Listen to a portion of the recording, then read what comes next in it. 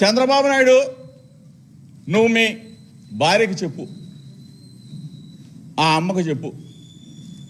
లోకేష్ మీ ఆవిడ బ్రాహ్మణికి చెప్పు. జోగి రమేష్ ఈ విధంగా చేశాడు అని చెప్పిన తర్వాత సిట్ అధికారులు, నువ్వెవడో సిట్ అధికారులు వేసావు కదా, వాళ్ళని పిలిపించి డైరెక్ట్గా చంద్రబాబు నాయుడు గారి భార్య కానీ లోకేష్ కానీ వాళ్ళతో మాట్లాడమను.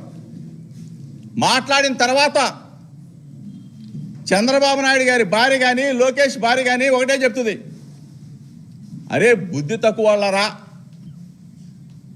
45 సంవత్సరాల పాటు మీకు రాజకీయాల్లో అనుభవం ఉందని చెప్తా ఉన్నాడు చంద్రబాబు నాయుడు.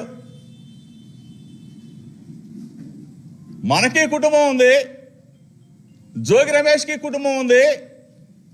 వాళ్ళ పిల్లోడిని అన్యాయంగా ఆల్రెడీ ఒక కేసులో ఇరికించేశావు, రెండో కేసులో రాజకీయంగా చూసుకోవాలి. కానీ ఇటువంటి పనికి మాలిన కేసులు ఎట్లా పెడతావు చంద్రబాబు నాయుడు అని చెప్పేసి వాళ్ళ భార్య అడుగుతో లేదో మీడియా మిత్రులు ఒకసారి అడగమని చెప్తా ఉన్నా.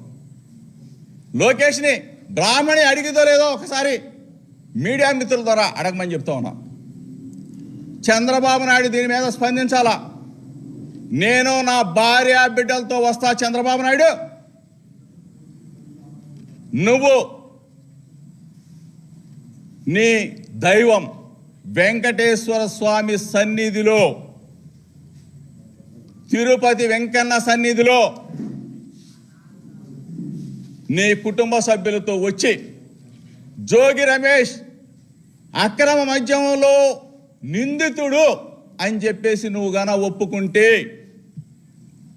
లోకేష్ నువ్వైనా ఒప్పుకుంటే ఏ శిక్షకైనా ఈ జోగి రమేష్ సిద్ధంగా ఉన్నాడని చెప్పేసి చెప్తా ఉన్నా, ఛాలెంజ్ చేస్తా ఉన్నా.